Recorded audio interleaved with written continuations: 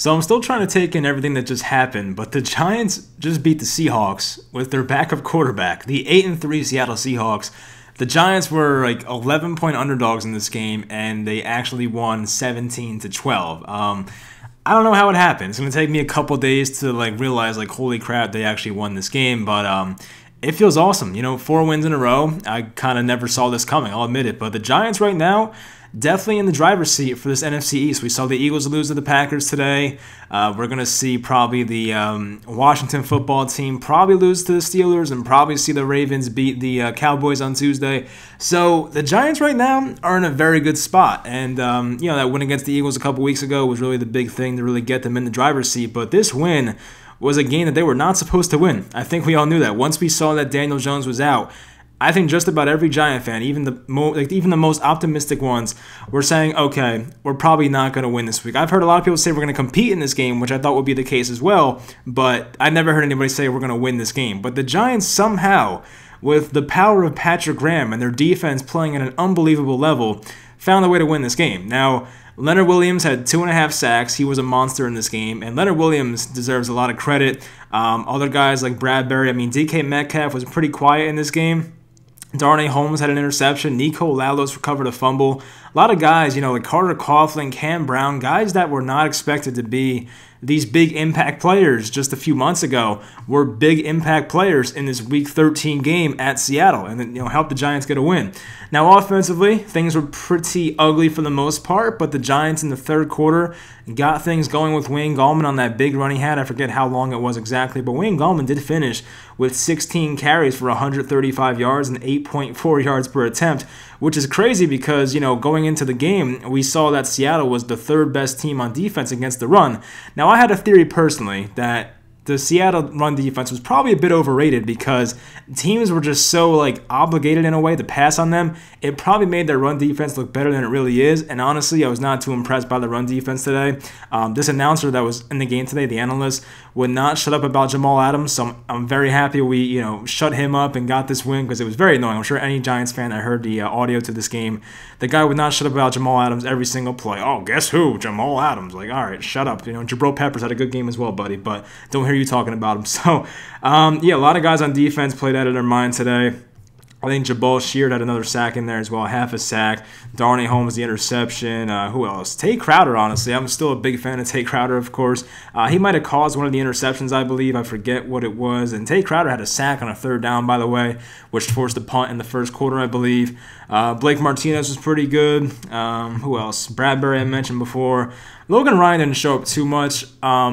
And Logan Ryan, I guess, was okay in this game. The one thing that would have been really bad about Logan Ryan was that one play on a DK Metcalf, post route or deep slant, whatever it was, where Logan Ryan kind of took a bad route to it. I think Ryan was trying to catch the ball, anticipating that Metcalf would miss it. Metcalf had the ball in both of his hands. Luckily for us, he dropped it, but that could have been a bad angle taken by Logan Ryan, but he got away with one. Jabril Peppers, even Isaac Yiadom. Isaac Yiadom on the first Seahawks drive, I believe, in the first quarter, negated a touchdown. He also negated a pass to Chris Carson at one point. That would have been a first down. So even a guy like Isaac Yiadom, who a few weeks ago everyone wanted him off this team, is now kind of cementing himself into a pretty decent cornerback too for this team. I'm not going to get ahead of myself and say he's the guy here next year, but overall, I'm pretty excited for the way he's played. So, Isaac Yiadom, another guy that's played well. There's really no one on this defense that you can point out that has played a bad game, honestly. And this Seahawks offense, I did mention it in the pregame that they have, I guess, quote-unquote, struggled the past 3 weeks as compared to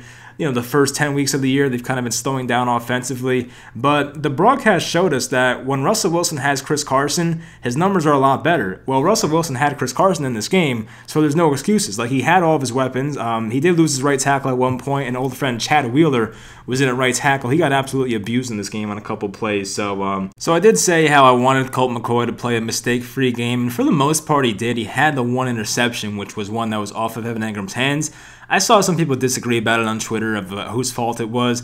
It might have came in a bit hot, but at the same time, it literally hit Evan Engram right here. Probably should have caught it, but to have it tip up and intercepted was probably not a good thing. So Diggs had the interception, had a long return, but the return was kind of called back because he was out of bounds. So, no one in the receiving game really was amazing in this one. You see here, Evan Engram had 4 catches for 32. Golden Tate 4 for 30. I think Shepard had 1 catch for 21, 22 yards. and I think Darius Slayton had 1 catch as well. So our quarterback, Colt McCoy, barely eclipsed over 105 yards. And that's the crazy part about this game, because it seems like anyone that beats the Seahawks, beats them through their weakness, which is like basically the secondary and their pass defense. The Giants just said, screw that, we're going to beat them with the run game. And that's what the Giants did. They played hard-nosed football. They played good defense, and that's what they did. Like, they didn't need a great performance from Colt McCoy. They just needed Colt McCoy not to lose them the game, and that's pretty much what happened. So, there was one thing I wanted to talk about. It was like a 4th down and 1. I forget what the score was, honestly. I might have wrote it down on my phone. I'm not going to go over the entire game like I usually do, because some people aren't a fan of that, so I'm going to hold off on that. But I don't think I wrote it down. No, shame on me. But there was a time where I wanted him to go for it, but I guess it worked out. I think basically it made it it might have made it like a 13-point game instead of a 10-point game, but it was a 4th and 1. The Giants were averaging close to 7 yards per carry. I'm like, we can get a yard. Like, let's just go for it. But the Giants kicked the field goal. Graham automatic Gano made the field goal to put us up by like 10 points or whatever it was. So honestly, at one point I figured the Seahawks would come back, because like not in my wildest dreams did I expect the Giants to win this game. Like, I had the Giants losing by like 7 points. I think I had it as like 24-17. So, hey, I got the 17 right for the Giants. I just expected Seattle to score a lot more. But yeah, I didn't really in my wildest dreams expect the Giants to win this game. But let me go over the important plays to see if I missed anything. So, Isaac Yianum broke up a touchdown pass, which would have been a touchdown pass. Jabril Peppers, same thing. Tate Crowder had a sack. Darius Slayton had a holding call on a Golden Tate screen pass. So that was one that I was not too happy about. It was on Jamal Adams. I remembered he was trying to disengage, and Slayton kind of held on to him too long. So that kind of took away what could have been like basically a 1st and goal for the Giants, and it pushed into a 1st and 18 after that. I'm sure the Giants did not score on that drive. So the red zone interception by Colt McCoy is probably that same drive, honestly. So yeah, the red zone interception by Quandre Diggs and hit off Everett Ingram's hands. We talked about that before. Nico Lalos had the fumble recovery. The Giants, they gave up a blocked punt for a safety. Now the Giants got lucky here, because if Seattle was able to like land on that ball in the end zone, then that's an extra 5 points. They get like, basically a touchdown off of that instead.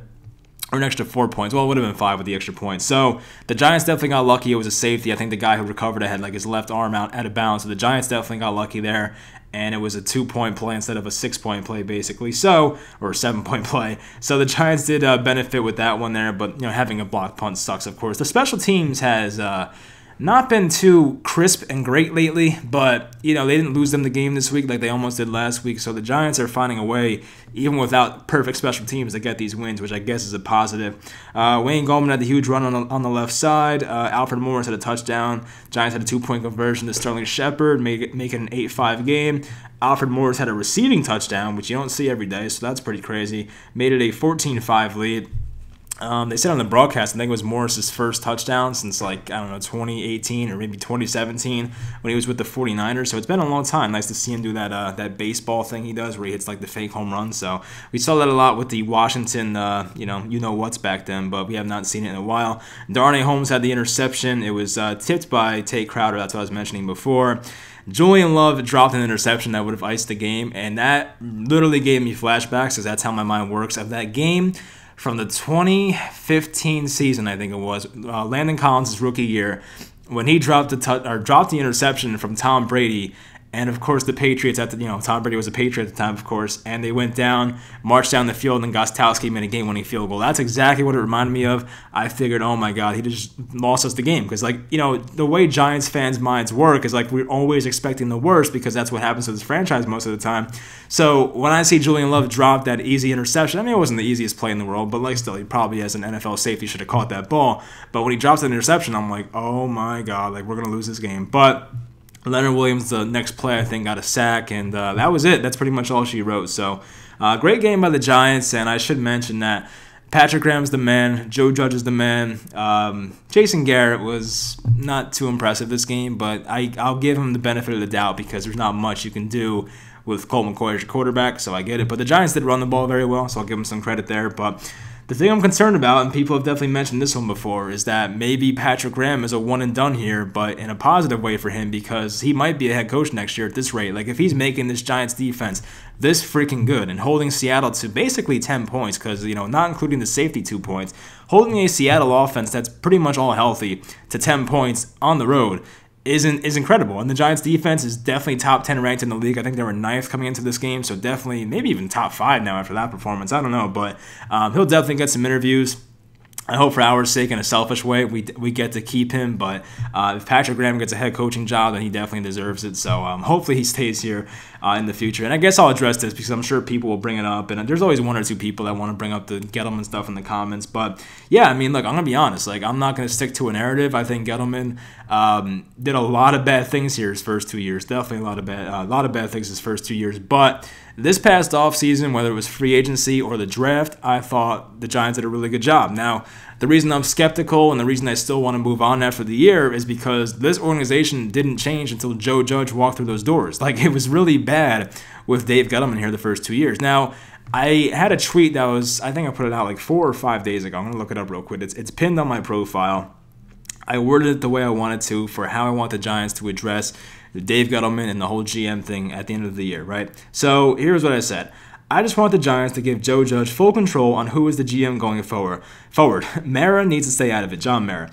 Even if Judge chooses Gettleman, that's fine. I just want Judge to work with the guy he wants and who can help him build the best roster. In Judge we trust. So, yeah, I mean, I'm definitely all aboard the Joe Judge train. I have been for a while now, but I just want him to get his guy. Like, if Joe Judge prefers to work with some other guy in the offseason, then I don't care. Goodbye, Gettleman. But if Joe Judge sincerely says, I want Dave to stay, I want to work with him, then that's fine too. Like, I'm fine with that. I just want Joe Judge to have full control. I don't want John Mara to say, no, you have to work with this guy or he's staying. Like, I just want Joe Judge to have full control because I truly believe that this organization changed once Joe Judge came through those doors. I don't think it has anything to do with Gettleman. He had a great offseason, I get it, but I can't excuse all the things that happened the first 2 years here. It was pretty rough. So hopefully the Giants leave it up to Joe Judge. That's what I want. And if he picks Gettleman, then so be it. But I'll give him a lot of credit. He's had a great offseason.